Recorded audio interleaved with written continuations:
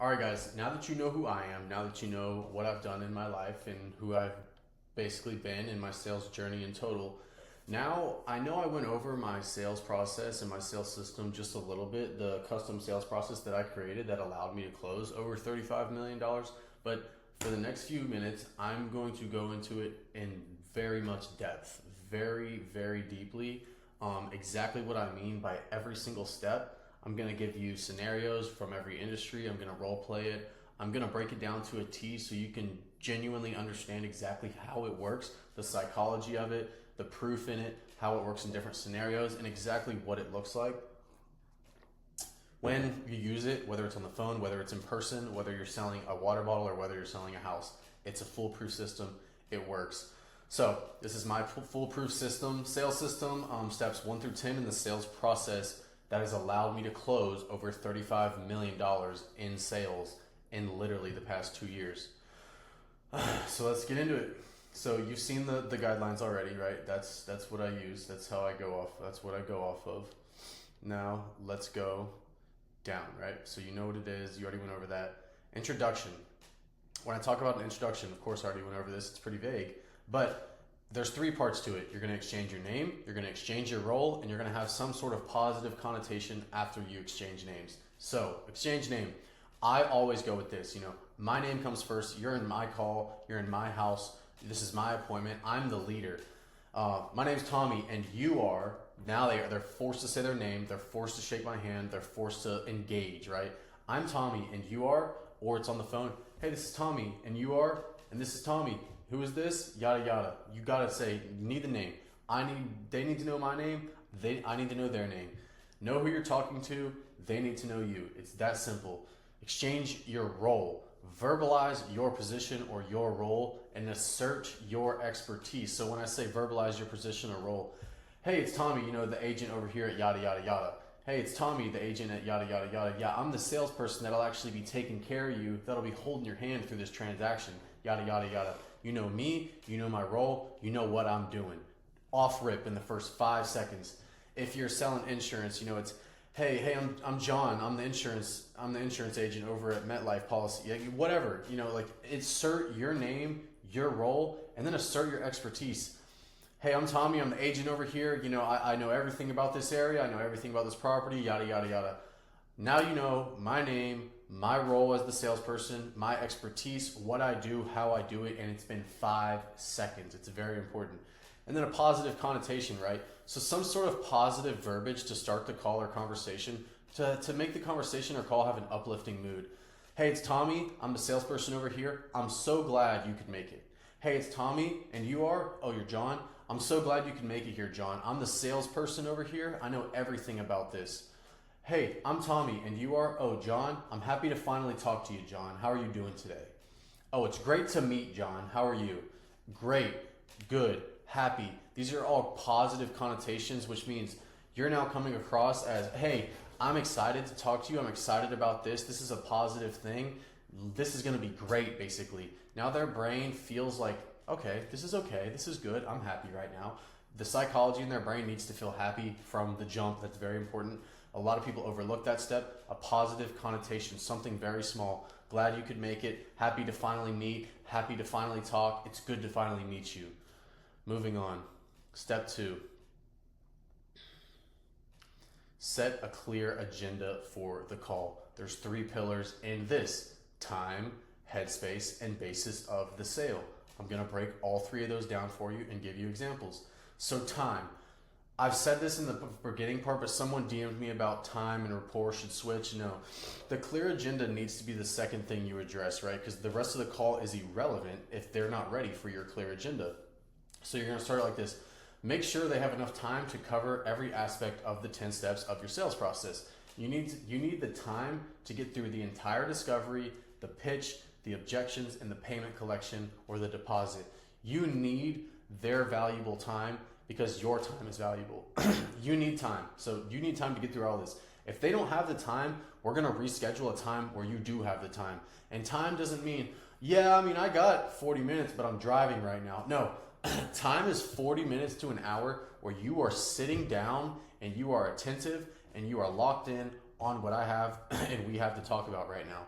That's time. You need to make sure they have the time to listen to you, to understand you, to comprehend everything that you're about to go over in your pitch, in your sales process.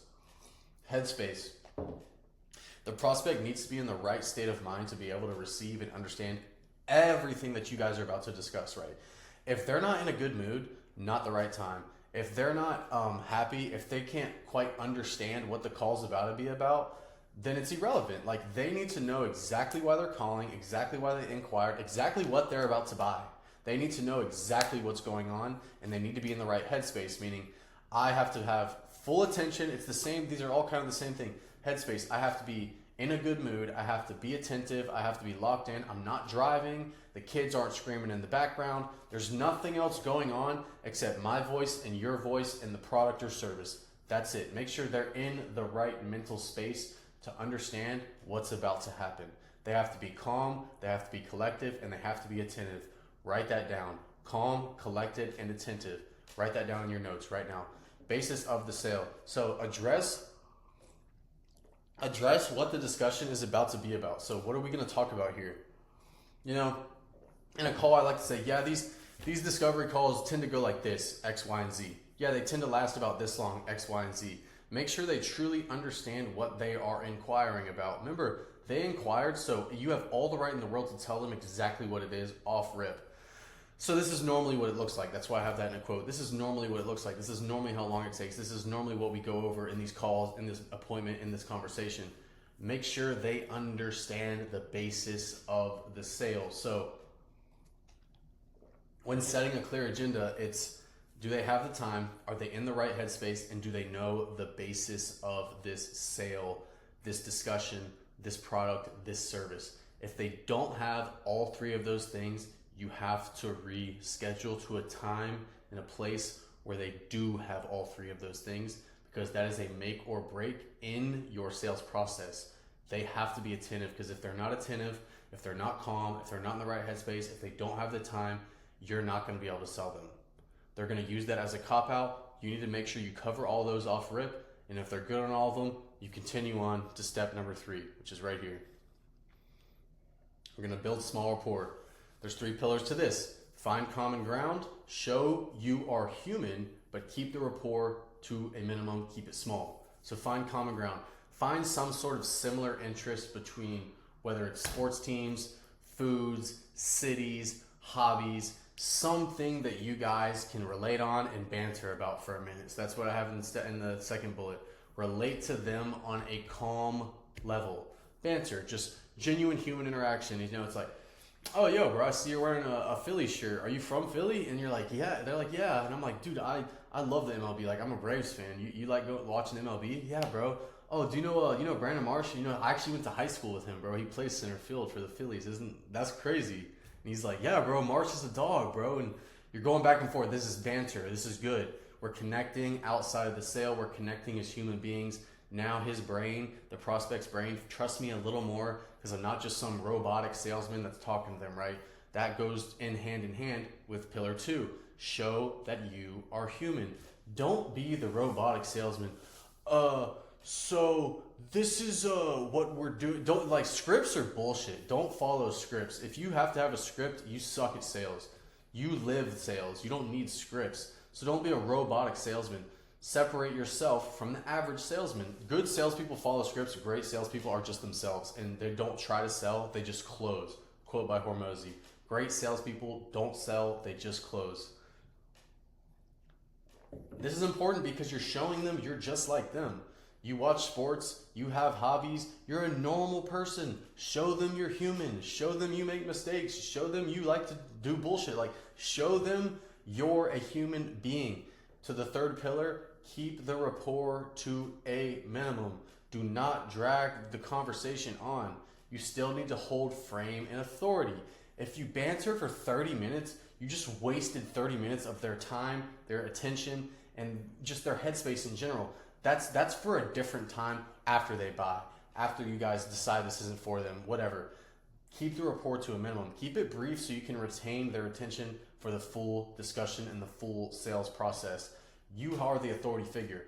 They're on your call, they're at your listing, they're at your appointment, whatever it is. Hold the frame. Have fun, talk for 3 to 4 minutes, show them you're human, have banter back and forth, find some sort of common ground, but hold the frame. That's great. Let's jump into it. If they're all good on that, they have the right headspace. You introduced yourself. They have the time. They're attentive. We found a sports team that we both like. We laughed about it for a minute. We found someone that we both like, some connection of some sort. I showed them I'm a human. I like sports. I like this. I'm like, whatever. Now we jump in to the juicy part, which is where your process starts. So, John, let's hop into it, right? I'm just going to ask you some questions, before we get to the brief of what everything's about, what we already talked about. Why are you here? Why are you inquiring about this property? Why are you inquiring about this insurance policy? Why are you inquiring about this program? Why are you interested in my product or service? Now they need to voice all this to you. Have them explain, oh, well, I'm having this problem. Oh, I thought it was a good ad. Oh, I thought this. I've been following it for a while. Like, they need to voice why they're even here. Why are we on the phone right now, bro? What sparked your interest? What's going on? What's the big deal here? Why are you so interested in what I have to offer? What sparked your interest over our competition? That's another thing. Why are you here? Why are you here versus there's a lot of real estate agents you can use, bro. Why are you calling me right now? There's a lot of insurance companies. Why are you calling us? There's a lot of coaching programs. Why are you calling me, bro? They need to voice now that there's a reason that they're on the phone with you. So you need them to say that. You need them to say, this is why I called you. This is why I inquired about you guys, your policy, your company, your product. Who are you? Who are you, bro? Who are you? What do you do? Why are you here to inquire about this? These are questions that you're going to end up using on them later on. But if you don't ask them in the right way up front, then you can't use them on them. You can't use them on them. The more you know about someone, the more you can use on them. The greatest salespeople do not talk a lot. Like in high school when you're like very talkative kid and you're at your friend's family's house and their mom's like, you talk a lot, you should get into sales. That's so wrong. The best salespeople just listen. They ask a few questions and they let the customer, the prospect, talk the whole time because they're giving out information that they're going to use against them. When you overtalk, you're overselling. No one wants to hear about you. People love to talk about themselves, but as the salesperson, let them talk about themselves. Explain their entire life. Why are you here right now? Why are you interested in my product or service? What sparked your interest over our competition? And who are you? Like, what do you do? What's going on? Number 2 pillar is, what is your goal? What do you want to accomplish with this? So say you do want this insurance policy. Why do you want this insurance policy? Like, what is your goal with this? Oh, well, I'm looking just to get that $1 million coverage for my family in case I pass away. I'm getting a little bit older. My son, he's 50. He has a lot of kids. I just want to make sure the grandbabies and everybody are covered. So that's your goal. Like you'd like to make sure they're covered and you want to have that security. Yeah, I do.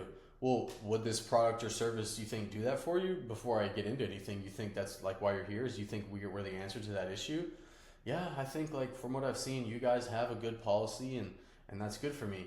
So what is important to you? What's important to you about having, that goal? Like, is it security? Is it just to make yourself feel better? Are you scared? Are bills tight? Like, what is important to you? Is it family important to you? Is security important to you? Is money important to you? Like, what is important to you? You need to know their goal. What is their point in being on this call? What's your goal with this call? Is your call to just listen to me for an hour, and us go about our day, or we just BSing back and forth? Or is your goal to actually learn something and move forward in your life and benefit from my product or service? You need to know their goal. But that goes with those 3 questions. What do you want to accomplish? What will this product or service do for you? And what is important to you as a human being? What do you identify with? What do you identify with? What are your morals? What are your beliefs? That goes on to basically the 3rd pillar. What kind of person are you? What do you value? Like, what do you value in life? What do you value out of this product or service? What's valuable about this to you? Because whatever is valuable about a product or service, I'm sure has a correlation to what you value just as a human being, right? So what do you value, Mr. Customer? How do you see yourself? Like, be honest. Do you see yourself as someone who values money over everything else? Or do you see yourself as someone who just values your family? What do you see yourself as? Like, what is your outlook on yourself? Do you know who you are? What's your outlook on who you are as a person? What's most important to you? What is the most important thing to you? And what is it you believe in? Those are the 4 same questions in different formats. Like, it's just asking, what kind of person are you? What do you believe in? What are your morals? What are your identities? What's important to you? These are all things that they identify with. You're discovering who they are as a person. Why are you here? Why are you here? What is your goal? Who are you? What kind of person are you? What do you believe in? What do you not believe in? These are all things that is just subconsciously the customer is revealing their pain, their priorities, their beliefs, their morals, and you're going to use that against them. What you can say will be used against you. Can and will be used against you. And the last part of the discovery and identifying questions is paint the picture for me. Please, you've told me who you are. You've told me why you're here. You told me your goal, which I think we can do that for you. And you told me what you believe in, what your morals are, what you identify with. So with all that being said, in relation to my product or service, paint that picture for me. Paint that dream outcome, most desired outcome for me really quick. You know, could you close your eyes for 30 seconds, please, Mr. Customer, and just kind of picture that dream life and that dream outcome and make it very, very specific, you know, when it comes to the situation, the money, the family, the product. Please paint that, what that life would look like and what that kind of looks like specifically. Like literally, they need to voice this. They need to literally think about it and picture it in their brain and voice it to you for 30 seconds. Like I have that in the second bullet point. Close your eyes and paint the picture of your dream life and make it very detailed for me. I need details. Make this specific. People only get the things they want out of life when they're very specific and anal about it. So tell me your most desired outcome with my product or service. What is it what does your dream life look like on the other side of purchasing this, right? Paint the picture for me. I need that from you, Mr. Customer, so I can help you in the best way possible. After they've said that, you're going to say, okay, understood. Now, let me ask you this. How did it make you feel picturing that reality? Because I'm sure that's the first time you've actually pictured it, like truly pictured it and envisioned it, right? How did that make you feel? Did it make you feel good? Yeah, it did make me feel good. It made me feel safe. It made me feel secure. It made me feel happy that I could finally live my dream life. Say you're a fitness coach, right? It's like you just had the customer, they're fat, they're out of shape, they're not confident, they don't have a partner, they want a better life, they want to have a wife, they want to have kids, they want to be in shape, they want to be confident, they want to wear the smaller clothes. They painted that entire dream life. They pictured themselves with a six-pack, with the wife, with the hot wife, with the family, with all these things. Painted that dream life for you, right? How did that make you feel when you finally envisioned that reality? Tell me. And they're going to be like, it felt really good. It felt really, really good. It felt like I was confident. It felt like a lot of stress went away from me. And it felt like I finally loved myself. Make them say all of that to you. They have to tell you their most desired outcome, paint the picture of their dream life, and then voice how that felt emotionally, picturing that dream life. Once you have all of those things discovered, this is the longest part of your conversation or call. This should take like 20 to 30 minutes where it's like, I'm unboxing who you are as a human being, what you believe in, what your goals are, what your dream life looks like, through like 5 different questions. And I call these branch questions. Like there's 4 pillars, but all of these pillars branch off into 5 separate questions. I could ask you questions for days based on these pillars. You need to almost hit like 20 to 30 questions to get enough information from somebody about who they are, what their goals are, what their dream life looks like. And if you have all that, you move on to the past action. You're going to use this against them because if they're on the phone with you right now, more than likely they haven't done anything or what they did was shit and didn't work. So now you're going to ask about past action. And there's 3 pillars to this as well. What have you already done? Why didn't it work? And what could have been better? So what have you already done? What did you already try, or have you tried anything at all? How serious did you actually take it? Have them voice what programs they've bought in the past, what products they've bought in the past, what houses they've looked at in the past, what insurance policies they've already bought, tried, they didn't like. If it's a program, did you take it serious? Was the program bad, or did you not take it serious? Were you not fully committed? Uncover what they didn't like about their past competition to you, their past product, their past service. why didn't it work? Like, what happened? What did you not like about it? What have you already done? Have you done anything? Because if they say they haven't done anything, you got them by the balls. Now it's like, bro, you haven't even done anything yet. So when you get later on to the objection, you're like, you haven't even done anything. Who are you to judge my product or service or program? You haven't even tried. If they tried, more than likely they're going to BS and say they have tried. Figure out, like, what was it? What was it about it? Did you take it serious? Did you not like it? That moves into pillar 2. Why didn't it work if you have tried it? Why didn't it work for you like you hoped so? Like, what went wrong from that dream life you just told me about? See, I'm already using it against them. That dream life you just told me about, why didn't that last product, service, or program get you there like you thought it would? What about it did you not like? This is very important. What did you not like about it? Whatever comes out of their mouth in the next 2 sentences, you're going to reiterate that your product, service, or program doesn't do that. You're like, we do not do that over here. We will not do that to you. Because that prospect doesn't like that. Bro, when you get your heart broken once, you're on your toes for the rest of your life. You know what I mean? With a girl, like, if they didn't like something, they're never going to like it. So they're not going to do it again because it burned them once. They're afraid it's going to burn them again. Was it a timing issue? Was it a commitment issue? Was it a service, product, or program issue? What was it? Tell me what you have done or haven't done. Tell me why it didn't work, why it didn't get you to that dream result, that dream outcome, and what did you not like about it? What did you not like about it? That moves to the 3rd pillar. What could have been better? So you told me what you didn't like about it, but what could have been better? What would have made it perfect for you? What would have made the product, service, or program perfect for you and get you to that dream life you just told me about, Mr. Customer? What would have made your previous experience better? They're going to ramble on about, well, I wish this was tweaked. Oh, I wish this was different. I wish the program did this for me. I wish the product was more like this. I wish the service actually did this instead of this. Cool. You're taking notes in your head. You need to be writing all of this down if you're viewing this right now. What do you think would have made it work? Boom, I already said it. Like, what do you think would have made it work? What would have made it better? What would have made it actually get to that desired outcome? What would you have personally changed? If you went through the program, you bought that product, you had that insurance policy, what would you have personally changed to actually make it perfect for you? What would you have changed? So the past action, we're going to talk about what they have or haven't done, why didn't it work, what would have made it work, what they didn't like, and how would you have made it better? Now you know what they have done, whether it was BS or not, but you know, most importantly, you know what they don't like about something and what they would have changed. You're going to customize that and implement that into your service, offer, or product.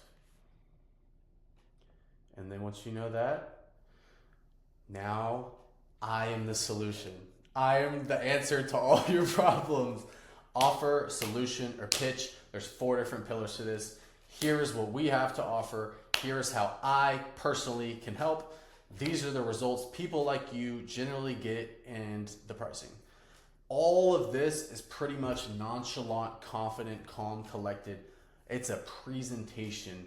It's almost like, do you remember when like in middle school or high school, you would have to like present in front of the class and you would just kind of like stand there in front of the like projector and be like, yeah, this is yada, yada, yada. Yeah, this is this. Yeah, next slide. This is this. This is this. This is this. You're just like a robot because you're like, bro, this is just, I made this. This is it. Like, this is it. Check it out. Like, I'm just trying to get a B on this. Like, check it out. Kind of the same energy, I can't lie. So here's what we have to offer. Confident, nonchalant presentation of your product or service. You're just going to run it through, run it by them. Like, here it is. This is honestly where you get a little bit more robotic because you're just like, hey, this is just what we have. Here it is. I'm laying it all out. My gun's on the table. But make it simple and easy to understand as if you're talking to a first grader. Don't hit them with all these terms that they're not going to understand, because if it's an insurance policy and you start dropping all these terms that they don't even know what it means, their brain's going to get confused. And when people get confused, they tend to not trust what it is because people think they know everything. So you want to make it easy for them to understand, right? If it's real estate, you don't need to drop all these realtor terms. They don't know what that means. They're not the professional. Just make it simple and easy to understand. The easier you can make it on somebody's brain, the more likely they are to trust it and just go with the flow of it. Detach from emotion from the presentation. Don't be all emotional. Be like, don't use words like I think or like, yeah, this is great, this is good, this is perfect. Just present it. It's like, here it is. Here it is. Take it or leave it. Just present it. Don't be all emotionally attached. When you're emotionally attached to something, people feel that energy and their brain psychologically immediately goes to, why is he so emotional? Like, why is he so like into this? Like, why does he want me to buy it so bad? Why is he talking about how good it is? It's like when your boy's like at the bar or whatever and he's like, yeah, bro, it's so lit. Like, you should definitely slide. Like, there's so many girls. Like, it's so lit in here, bro. And your brain's like, bro, if it's so lit, you wouldn't be calling me right now. Like, why are you overcompensating? Don't overcompensate. Don't be all emotional. Here's how I can help you. Pillar number 2. Express how the product or service can specifically help them. Specifically them. They told you what they do and don't like. So this is how we can help you based on what you told me, Mr. Customer. Provide your solution to their pain, their struggle, or their bottleneck. Whatever they told you, that's their issue that they're on the phone with you about, that they're talking to you about right now, provide a solution to that. That's all sales is. That's all business is. Jeff Bezos, he's one of the richest dudes on earth. He solved a problem for the world. He provided a solution to a major struggle, pain, and bottleneck, which was people didn't want to shop in malls. He was like, dude, imagine if you could just sit on your phone or computer and just ship that shit to your house. That was a huge solution to humanity. Like, that's all sales is. Provide your solution to their specific problem. Express they will not have the same issues as their previous experiences. That's why you ask that question, so you know what they don't like. Because immediately if you offer the same thing that they don't like, they got burned once, they're scared to get burned again, they're going to immediately disengage from the call and be like, bro, here we go, down this road again. So express how you're not going to be like the previous experience. Number 3, these are the results people like you tend to get, right? So people in your situation usually see this in quotations. People in your situation usually end up doing this. People like this. The brain wants to do, like, your brain wants to be like everybody else. I'm sorry, bro. You're normal. We're all like that. It's like, oh, if most people do that and it works for them, like, it should work for me. It's a comfortable thing. People just want to be comfortable. People want to be normal. People want to go with society. That's how life works. That's why everyone doesn't make it. Show other people have been in their exact same shoes and came out on the better side. So basically explain to them that, dude, I was talking to this guy last week that was just like you, bro. Or I was talking to this guy like 3 months ago. He had the same issues, the same struggle, the same story basically you're kind of telling me. And after us working with him and him buying our product or service, he's actually gotten here. Just relate other people to them. The 4th point. Relate other people's experiences and struggles to their most desired outcome.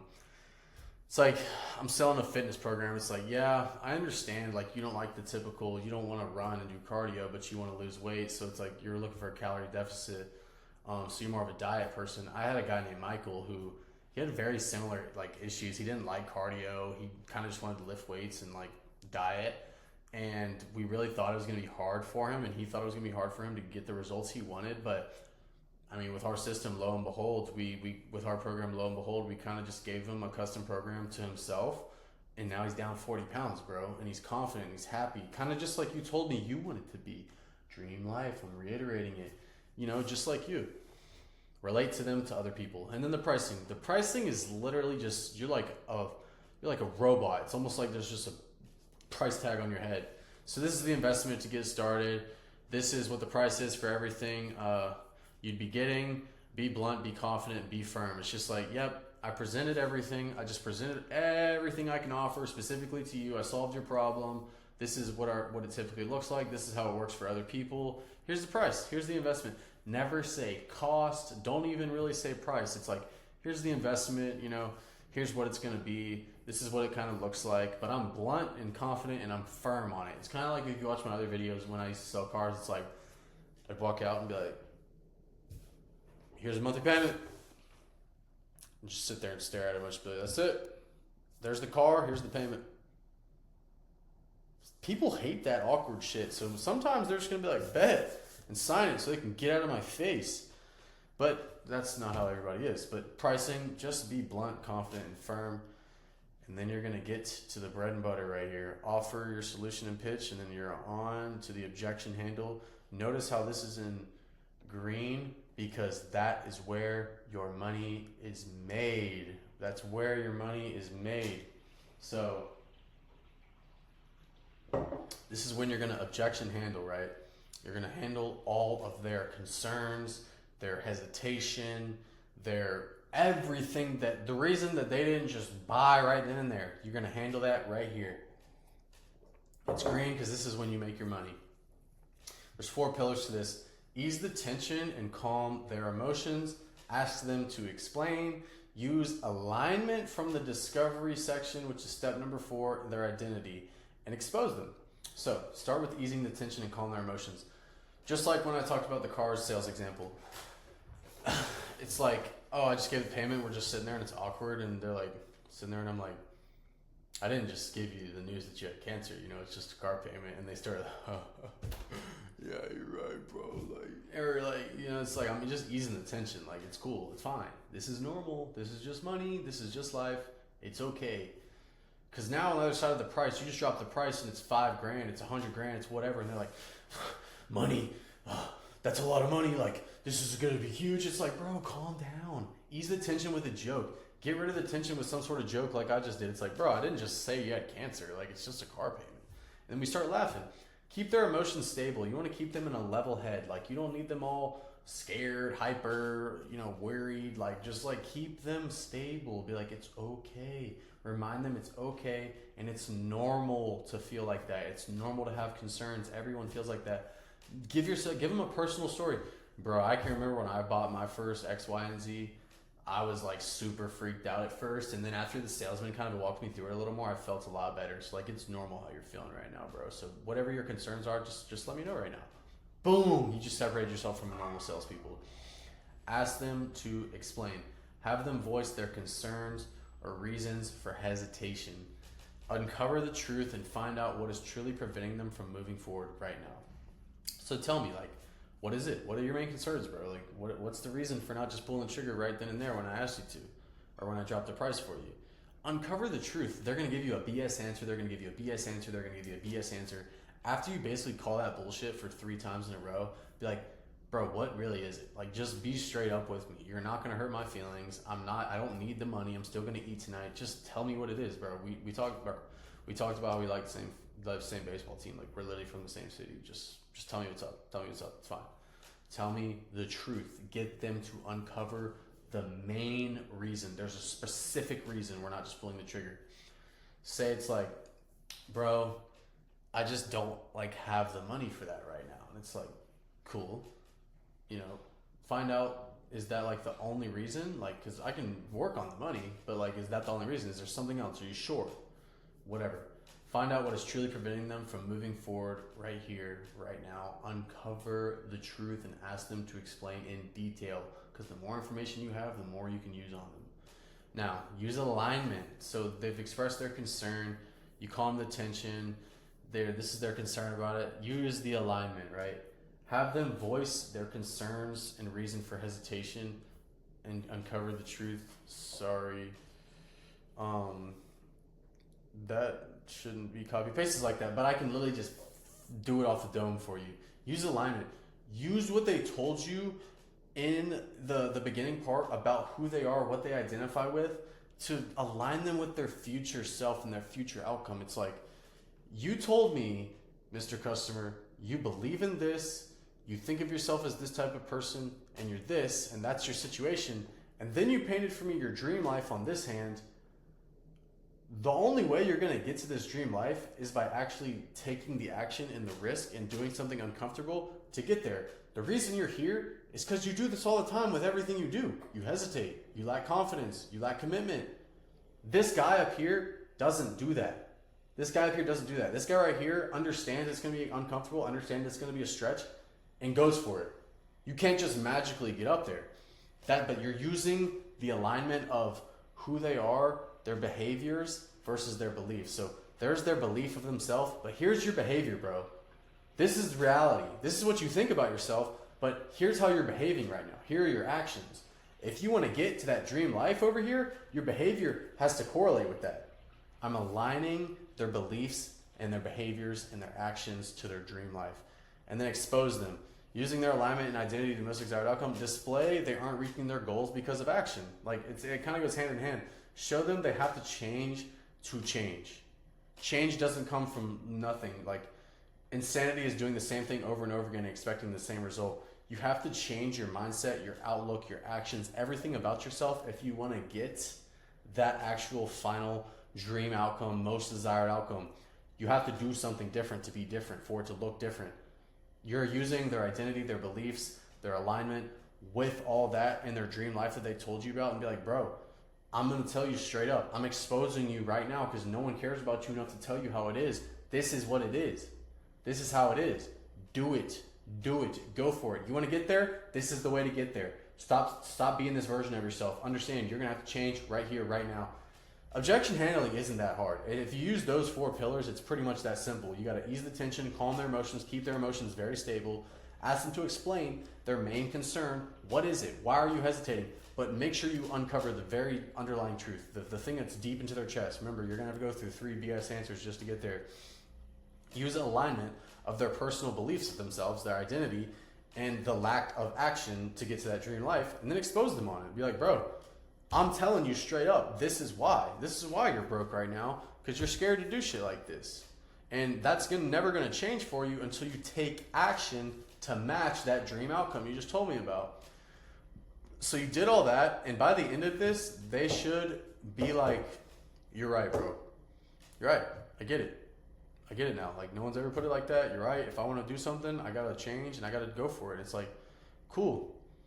I'm glad you understand that. Now, I'm going to confirm and validate all of that with you again. So, 2 pillars. It's easy. Confirm the product or service and validate they will change. I'm going to make sure that they agree that they truly believe this product and service will get them to their dream result or their most desired outcome. I'm going to make sure, like, you told me, like, are you sure this is perfect for you?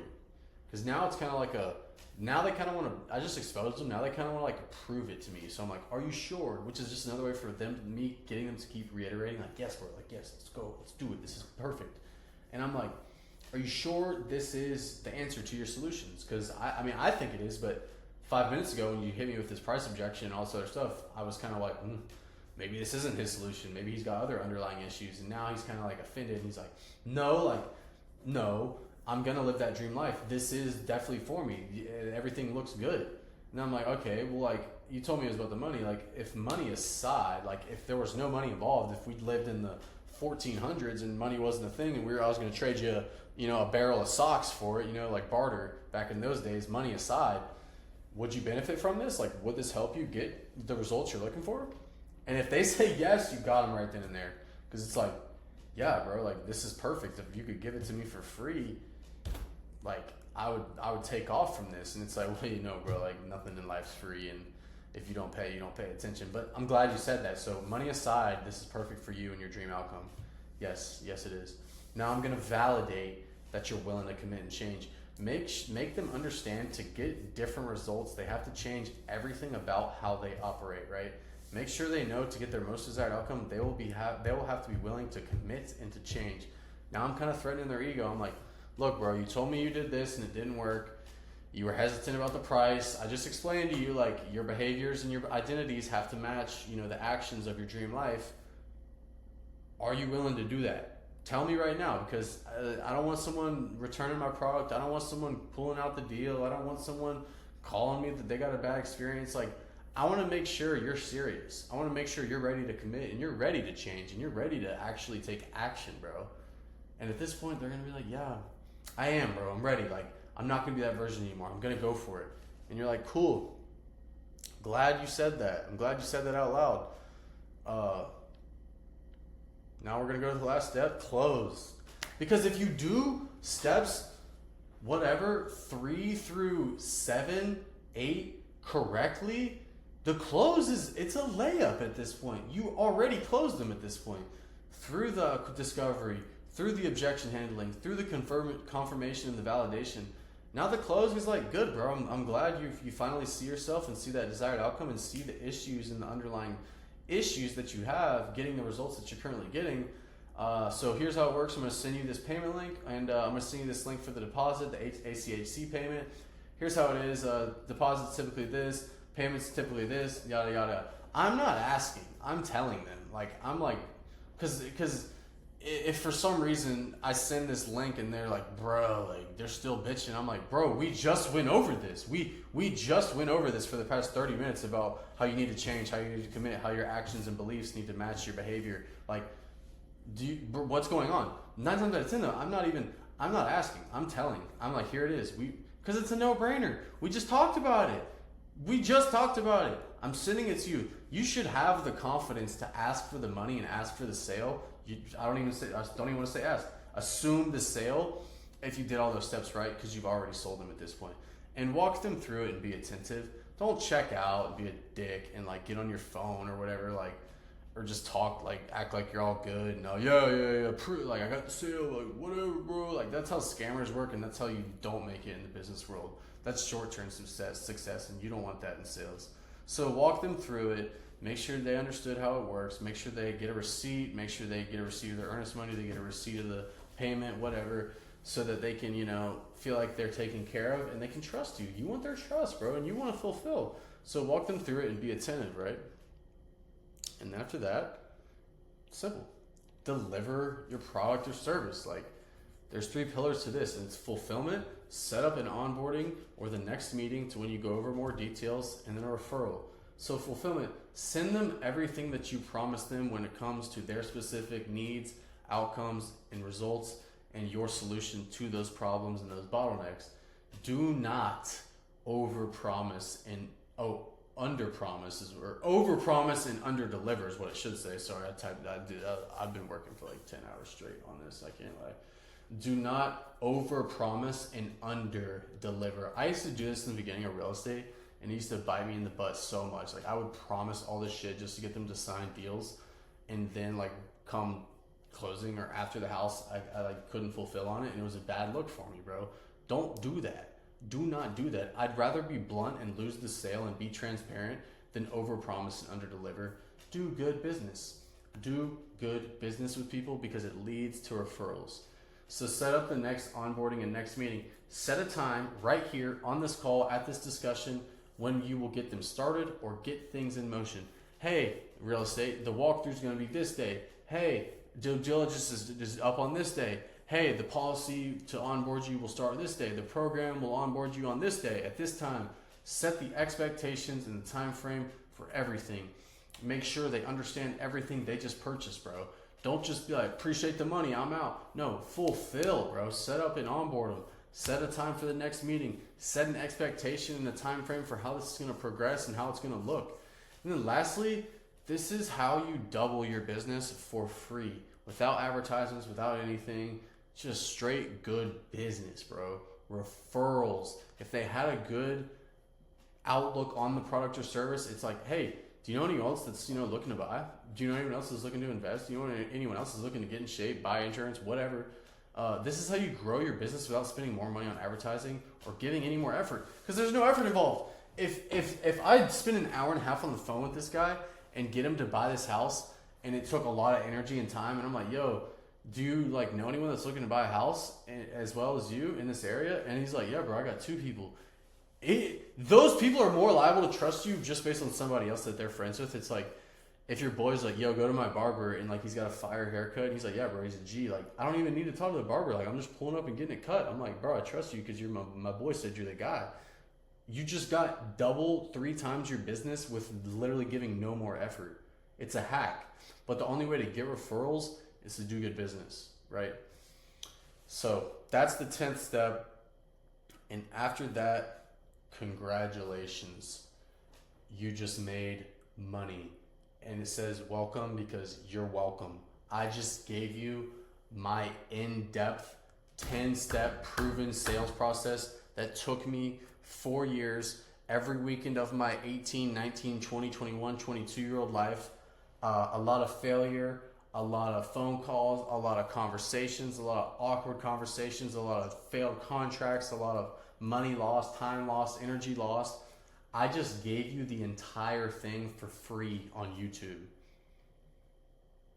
If you can't take all of that and start making 10, 20K a month in the next 2 months, next week, you're the problem. And it's not something to do with the system. It's something to do with your implementation or your commitment. Straight up. So congratulations. I just gave it all away to you for free. I hope this was helpful. I hope the depth of it was helpful. You know, you can click the link in the description and we can talk more in depth from my perspective on your business and my things. I give free consultation calls, or you can DM me on Instagram and I can send you more things like this. But no one on the internet's giving this out when it comes to sales, bro. People want to charge a shit ton of premium. People want to do this. People want to do that. Like, no, this is real life business. I've dealt with millionaires, multi-millionaires. I had a lady buy a house from me that I sold on a Sunday for like 8 hours. Lo and behold, she grills me for 9 hours and then pulls out a trust fund and have $92 million in it. Like, I've seen money. I know how this stuff works. I know how business works in the real world. I'm not in this online bullshit, like insurance shit. Like, this is like how I actually operate. Like, I've seen money. I know how money works. I know how people with money want to be treated. This is how they want to be treated. They want to get sold, but they want it to get sold in the right manner. This works for classes low, high, middle, whatever. This is a proven system. I'll catch you guys later in the video.